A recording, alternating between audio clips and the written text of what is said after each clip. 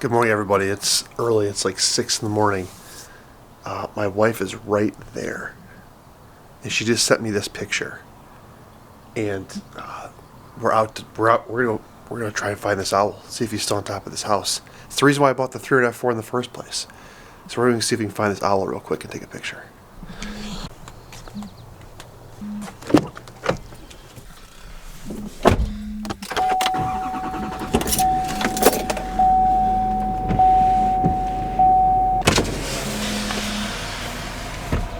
Alright, so one of the things that I was really excited about when I got back into the Olympus system was the long telephoto lenses, and that's why I grabbed this 300mm f4. This owl has been perched out across my house, or it's just not perched there. It goes there to hunt, and it'll sit there in this tree, and it's I think it's a great horned owl. You know, they're pretty common, I think. But one of my summer goals was to find this guy. So my wife just went on a walk and said he's up on top of this house, but it's been about 5 or 10 minutes since she sent me that message, and I'm not sure he's still there anymore. So we're gonna drive by this guy's house at the risk of looking like a complete creeper and see if we can find him. And if he's not on that house, he might be on top of another house right now. So we're gonna look.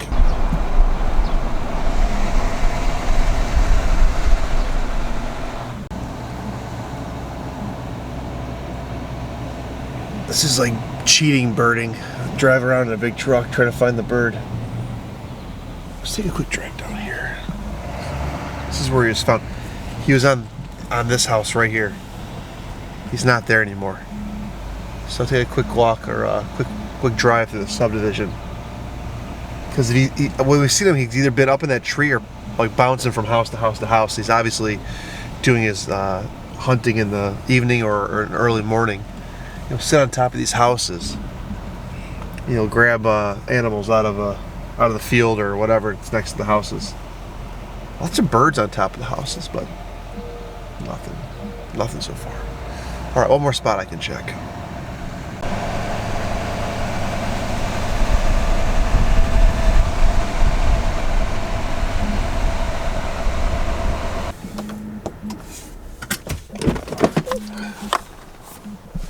Well, he's gone. We got skunked. He's not there again. I've seen this owl like 50 times and never with my camera and the big lens on it. That's frustrating. We hear him at night, all night, screeching or howling, hooting, whatever it is.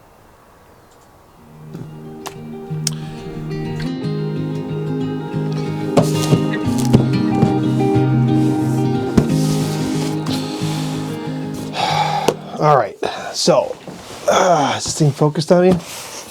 It is. Let's everybody welcome back to the video, to the channel. Welcome back to the channel. We'll start that over again. Today's just kind of a little vlog, little rant. Hopefully I'm in focus here. Talk about a couple things. So first of all, a little intro I showed you guys, it's pretty much meaningless. A lot of times I go out and I try to shoot photography and I'll record videos, but they don't pan out, so I don't ever push them out to you guys because there's nothing there, there's no content. Obviously, why would I do that? But I decided to show you that because one of the reasons why I got the Canon R8, we're going to talk about this for a second. And what's interesting about this camera and how it compares to maybe what I'm recording you on right now, which is the EM1 Mark III, and kind of some differences there. So one of the things I had in my mind, the reason what got me to this camera being in my hand is that for my Olympus EM1 Mark III, I'm shooting some senior portraits and stuff like that in the coming couple weeks. And I was going to go invest in a nice portrait lens. So obviously I got the 75mm 1.8. I haven't talked about it in this channel much, but yeah, this bad boy right here, if you guys can see this thing, a little underexposed there, but I picked up this bad boy, and it's awesome, but it's also a really long focal length.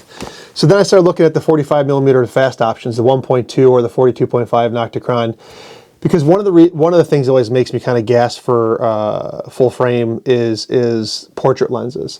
Now I know portraits can be shot in many different ways, and which is why that last video I kind of compared the 45-1.8, the 75-1.8, and then also this R8 with the 85 f2 on there. And I think, you know, the results actually surprised me a little bit, but I guess they weren't too shocking in the respect that from portraits, like in a vacuum, you could use either one, all of those, and it would be totally fine. So I think that answered that question. And you know, the only difference I really see on this R8, and I'll talk about the R8 in more detail, is in the autofocus tracking and when you're in low light shooting sports. So the reason why I tell you this is because I was looking at one of the fast pieces of glass, like the 45 1.2, and I'm like, hey, if I'm gonna go spend $700, $800 on a used lens, I need a video camera. I would like a video camera anyways. Why wouldn't I just get another camera and that's like a full frame setup? Because you can get an 85 f2 for less than even a used 45 1.2. Okay, so that was kind of my mindset on it. Even this 75 f1.8 was, I think, $500-600 used. You can get them cheaper sometimes some other places, but I mean the 85 f2 macro lens from RF is not that expensive. So thoughts on the Canon R8. Now I bought the Canon R8. I put the little extended grip on the bottom. Kind of like the EM1, the R8, they're almost the same size. Your pinky hangs off. Adding this grip makes a huge difference. It makes you want to add a grip to the Olympus EM1. But I won't go into details and specs, but I'll say a couple things at a high level on this. Canon did this camera right in so many ways for its price point, but there are things that they cut corners on that made it more budget, that make you want to go to the next level. So what they did right. First of all, ergonomically, the body's fantastic. Gave you a flip screen. Has the new Canon R6 Mark II sensor in it. It's a fast readout. They didn't cheap out on the sensor. It's not some old DSLR dinosaur that they put in here. All the button placement's good. They give you a headphone jack, a microphone jack. They give you HDMI. They give you 422. They give you a bunch of good stuff in this camera. You're really not lacking. Ergonomics are great. You know, scroll wheels feel good. It doesn't feel cheap at all. It actually feels pretty solid in hand. However, in saying that, there are things about pro bodies, like this EM1 Mark III, that you appreciate a lot more when you do. First of all, the EM1 Mark III, compared to this, feels far more pro. It's a metal build. It just feels like quality. The second thing is the EM1 Mark III has 2 card slots. This has 1. This doesn't have IBIS. That does. Now, however, the one thing that's interesting on this is that Sony IBIS, you know, sucks a lot. But if you use electronic IBIS stabilization, it actually is pretty good. Similarly, in this Canon body, this Canon R8, there's no IBIS. But if you turn on electronic stabilization for video and use the enhanced mode and get a lens that's wide enough to kind of compensate for the crop, it does a really good job. You can walk around like this and it does a good job. But still, they cut the IBIS out of this. The R6 Mark II and then the R5 have IBIS. It does not. The frame rate's really slow. I think it's like 6 frames per second. You can go into electronic and get 40 frames per second, but if you're doing anything with panning, then you might get some warping verticals, even though it hasn't happened to me yet. I've seen examples of it in people's test shots. What else? It's electronic first, curtain shutter only. So there's that. But, you know, the what's you call this? The shutter button feels kind of mushy, so there's that aspect of it. Battery life, it's the LPE17 or LP17 battery, so it's the smaller one. This thing's not super long. Yeah, LPE17, so it's not the big beefy one.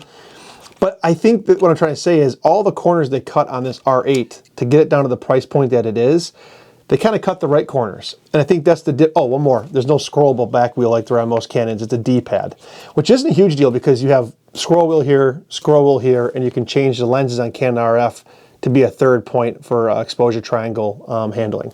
So not a big deal, but it's you know, it's not a scroll wheel, it's a D-pad.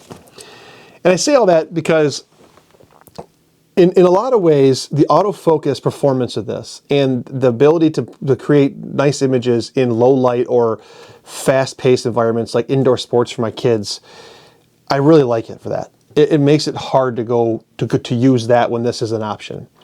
But for everything else, I would pick that up all day. It feels better in hand, it's faster, it's more responsive, it just feels like a pro body, it's got redundancy, better battery life, name it. I would pick that camera up all day. And again, this isn't even the latest and greatest. The OM1 probably is more in par with this, or in its same generation, and the OM1 would blow its doors off. Again, outside of the sensor size and autofocus tracking. So it's an interesting proposition. Now, what I'm kind of stuck with is, do I want to keep this and use it for vlogging like I did this morning, which is why I showed you little bits and pieces for me trying to find that out, or do I want to return it and just stick with a Micro Four Thirds setup, maybe buy like an EM5 Mark III or whatever to put the 9mm on and do vlogging and just continue to take photos with this. And you know, is the 45 1.2 or the 75 1.8, is that sufficient for the senior portraits and other things that I shoot? That's kind of where I'm at. That's why I have it. The other thing, so I don't think I'm keeping both, although, you know, the price of this body and these little RF lenses is not very expensive. And that's one other thing to think about.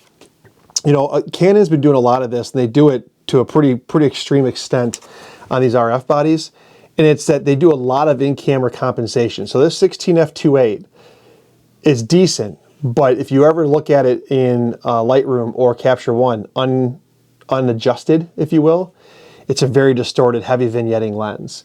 Same with a couple other lenses. And the thing that's a bit obnoxious as well is that these are the STM motors, and so they kind of are noisier focusing, and the lens elements move in and out on the 35 1.8. And so when you compare that to what you're getting with the Olympus stuff, which is mostly the Pro Glass I use, it's a big difference. And for me to get Pro Glass in Canon, it's a big step up. You want to get the 51.2 or the 24-70 or whatever, you're spending $2 to $3 grand on some of those lenses, and that's not a small. That's a heavy lift. And so there's a lot more value, price to value, out of, you know, the Micro Four Thirds system with their Pro Glass. I guess what I'm trying to say is, if I'm going to do go Canon, I'd have to do it right, and I have to get an R6 Mark II and R5 and get some Pro lenses in order for me to feel like, okay, this is solid. But as a sidekick, this Canon R8 is fantastic. Or if you're first time into full frame, this is a really fantastic option. Honestly, it does a really good job. I think I just don't like it. Probably sounds better on camera than it is in real life, but I hate the, let me see if I can get this, the sound of the shutter. It just, again, I don't know if that shows to the camera, but it sounds very Fisher-Pricey. That kind of bothers me. So, guys, I'm not leaving, and I'm telling you this, like, that's my thoughts on the R8, but I'm telling you this because there's a lot of tribalism, especially on YouTube photography. YouTube photography kind of sucks. You either got to talk about gear ad nauseum, and you get reviews, but then there's people that like get pissed at you because you're not sticking with one brand, hence me. I see people, oh, this guy's fickle, why would you take anything he says? It's a fair criticism, I get it. But like, yeah, I try a lot of different stuff, so I have a lot of reference points. And the third piece is that, you know, you either build it kind of slow and you go out there and you do photography, but it's a much slower burn to hopefully end up one day like a Thomas Heaton or whoever. I'm just using that as a reference point. But if you go out there and just shoot photography and do your landscape, you really got to set yourself aside. And Andy Mumford's another one that kind of just sets himself apart from the rest, in my opinion. His images are fantastic in the stuff that he does. So, you know, I'm not going anywhere. I told you I was going with Micro Four Thirds. I did consider a full move. I won't lie about it. I definitely did. But what I did do, where I did end up, and again, I'm not sure if I'm going to keep that or not, where I did end up is this, and I'm opening this for you guys right now. Again, this is just kind of a off-the-cuff, random upload vlog that maybe I'll title with some names. Maybe I won't. I don't know.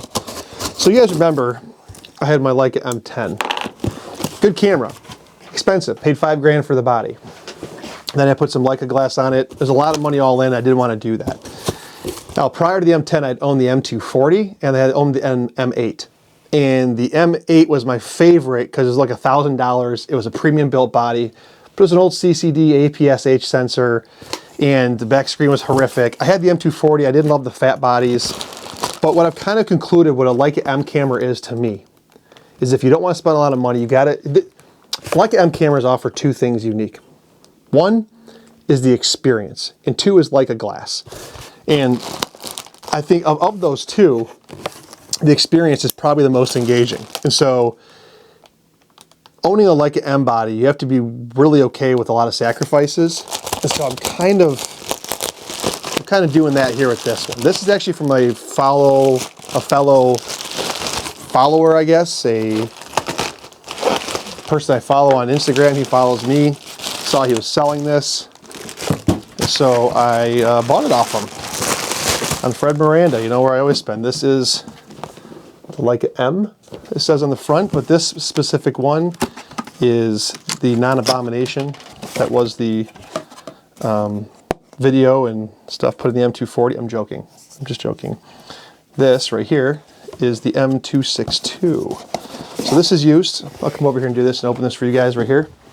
This is the M262. I think I need to probably, okay, there we go. This is the M262, so I'll open this up right here.